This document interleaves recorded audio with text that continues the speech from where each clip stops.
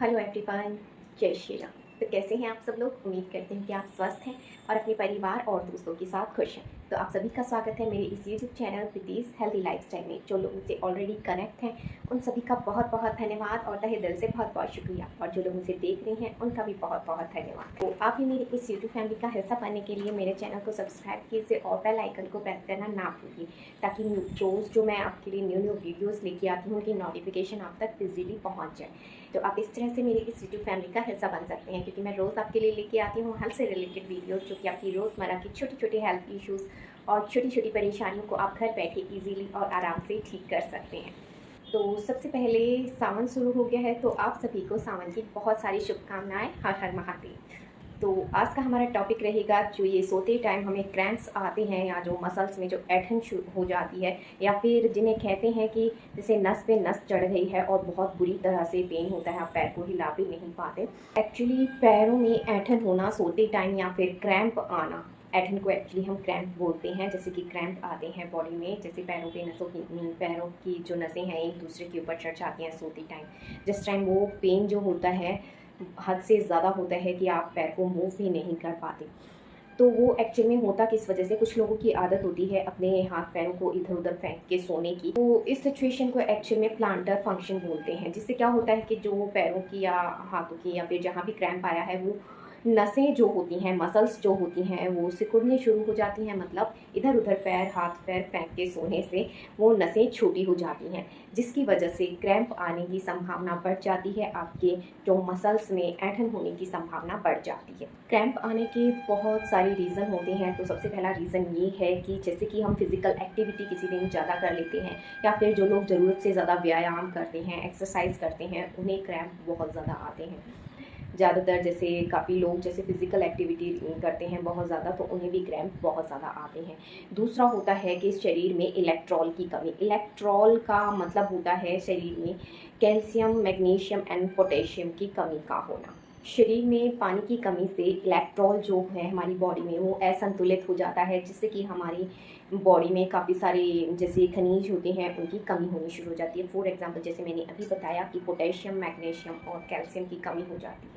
तो इसलिए भरपूर मात्रा में सबसे पहले पानी का सेवन करना चाहिए। दूसरा, जिन लोगों को डायबिटीज़ की शिकायत है, या फिर हार्ट डिजीज़ है, या फिर किडनी डिजीज़ की वजह से भी आपकी बॉडी में क्रैम्प आते हैं, या फिर आपके जो पैरों में सोते टाइम क्रैम्प आते हैं। दूसरा होता है एक स्टेनिन मेडिसिन होती है, जिसकी वजह से क्रैम्प आते हैं। स्टेनिन मेडिसिन एक्चुअल में जैसे जिन लोगों को हार्ट डिजीज़ होती है, हार्ट स्ट्रोक की संभावना होती है, तो वो उन लोगों को डॉक्टर स्टेनिन मेडिसिन प्रोवाइड करता है। दूसरा, जो जिनको कोलेस्ट्रॉल बहुत ज़्यादा बढ़ा होता है, तो डॉक्टर उनको भी स्टेनिन मेडिसिन की मतलब देते हैं, मतलब रिक्वायरमेंट होती है उनको उस चीज़ को कंट्रोल करने के लिए, जिसकी वजह से आपकी बॉडी में क्रैम्प आना शुरू हो जाते हैं सोते टाइम। जैसे पैर में क्रैम्प आना एक नॉर्मल सा हो गया है, क्योंकि एक्चुअल में आजकल ये बच्चों में भी देखा गया है।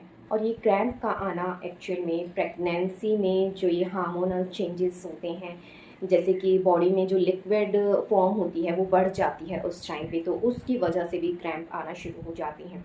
दूसरा, अगर हमारे शरीर में हीमोग्लोबिन की कमी होती है, तो उससे भी आपकी बॉडी में क्रैम्प आना शुरू हो जाते हैं, जिसे कि हम कहते हैं नसों पे नस चढ़ना, कि हमें बहुत ज़्यादा पेन हो रहा है, नस पे नस चढ़ गई है। और तीसरा होता है कि जैसे मसल्स को अगर प्रॉपर वे में ऑक्सीजन नहीं मिल पाती, तो उस टाइम पे भी क्रैम्प आते हैं। तो अभी हमने जाना कि हमारी बॉडी में क्रैम्प्स आने के रीज़न क्या क्या हो सकते हैं, तो इनका सॉल्यूशन भी होना चाहिए।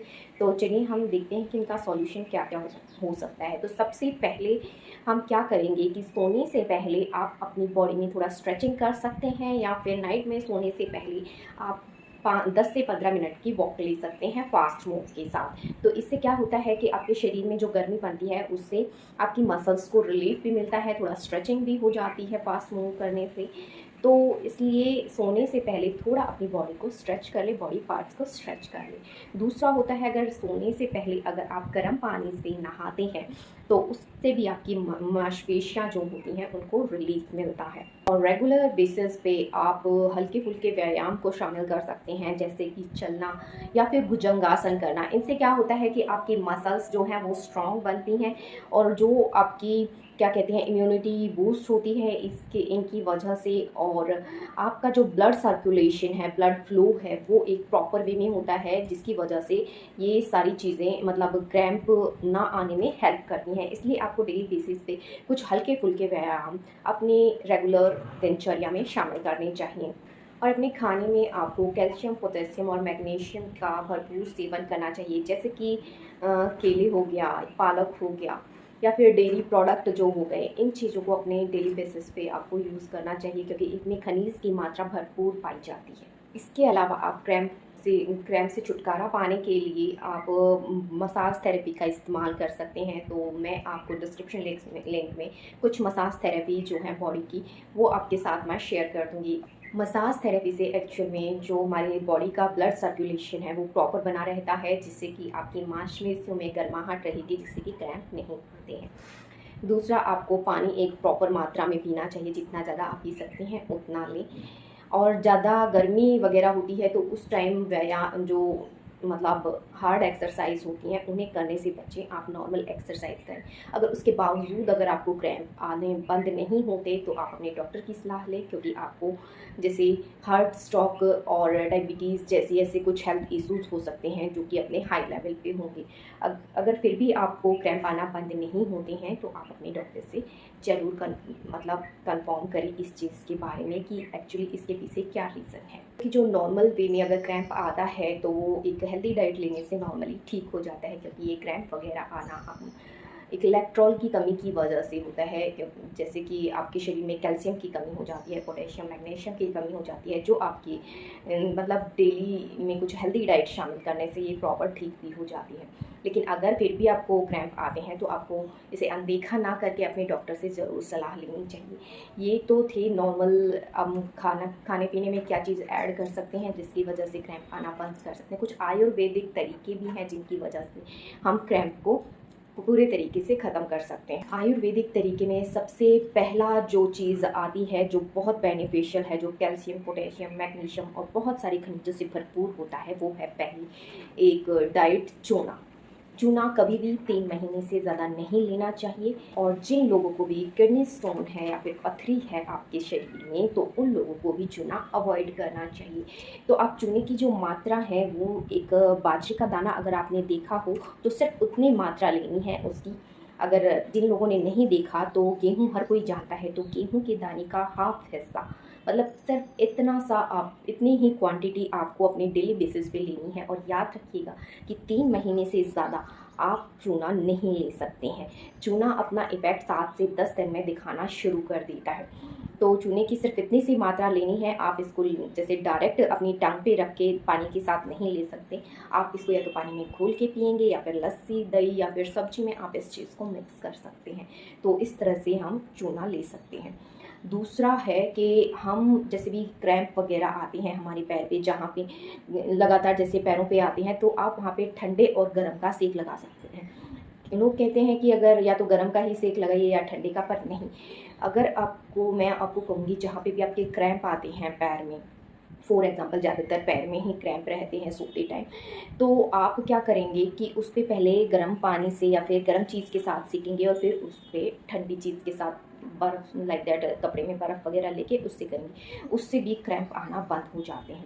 फॉर एग्ज़ाम्पल जैसे कि आपको मसल्स पेन रहता है, या फिर मैं कहूँ अगर आपके जैसे जॉइंट गैप की समस्या है या फिर हड्डियों में दर्द रहता है, अगर वहाँ भी आप ठंडे और गर्म की सिकाई करते हैं तो आपके दर्द में बहुत राहत मिलेगी। तो आप इस चीज़ को करके ज़रूर देखिएगा, क्योंकि ये जो ठंडे और गर्म की जो हम सिकाई करते हैं एक साथ, लाइक दैट जैसे पहले गर्म से कर लिया या फिर ठंडे से कर लिया, फिर पहले ठंडे से कर लिया फिर गर्म से कर लिया, तो इस तरह से ये सच में बहुत बेनिफिशियल है। आप एक बार ट्राई करके ज़रूर देखिएगा इसको। जिनको भी जैसे जॉइंट गैप की समस्या है या हड्डियों में दर्द रहता है या फिर मसल्स में पेन रहता है या फिर जो भी कहीं भी आपको पेन है ना, एक बार ठंडी गर्म की सिकाई करके देखिएगा, आपको बहुत जल्दी इसका रिजल्ट साथ ही साथ देखने को मिल जाता है 1-2 दिन के अंदर अंदर। और ये ठंडे गर्म का जो सेक है आपको 10 से 15 मिनट के लिए करना है।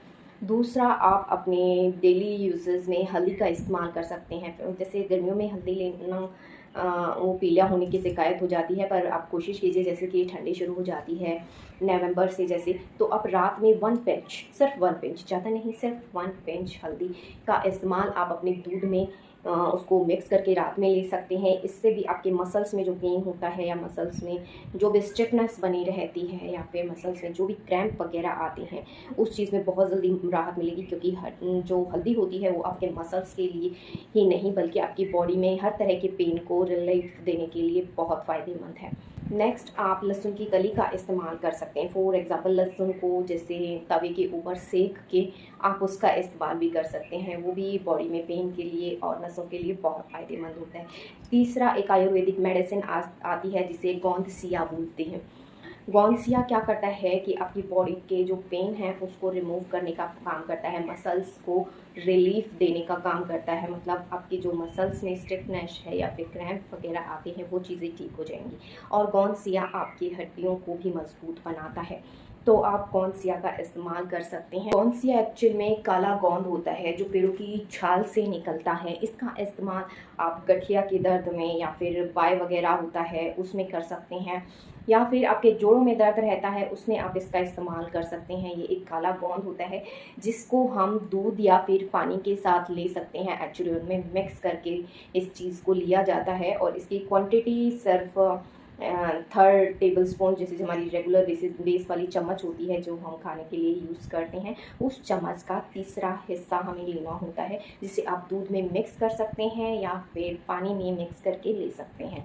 तो आप इसका इस्तेमाल भी कर सकते हैं। ये गर्म होता है इसलिए इसको ज़्यादा नहीं लेना है, इसको दूध के साथ लेंगे तो ज़्यादा बेनिफिशियल होगा, ताकि इसकी जो मतलब जो गर्मी है वो आपकी बॉडी को नुकसान ना पहुंचाए। और कोशिश करें कि इसको आप सर्दियों में ही लें, जैसे जैसे ठंड शुरू होती है उस टाइम पे ज़्यादा नहीं लेना है, 1-2 महीने के लिए काफ़ी है इसकी क्वांटिटी। मतलब इसको लेने का जो टाइम है वो 1-2 महीने तक काफ़ी होता है, ज़रूर ज़्यादा ठंड होती है। लास्ट जो मैं आपको बताने वाली हूँ वो सबको पता है कि सबसे पहले हर चीज़ की प्रॉब्लम की सॉल्यूशन के लिए अपने शरीर के वज़न को कंट्रोल में करके रखना है।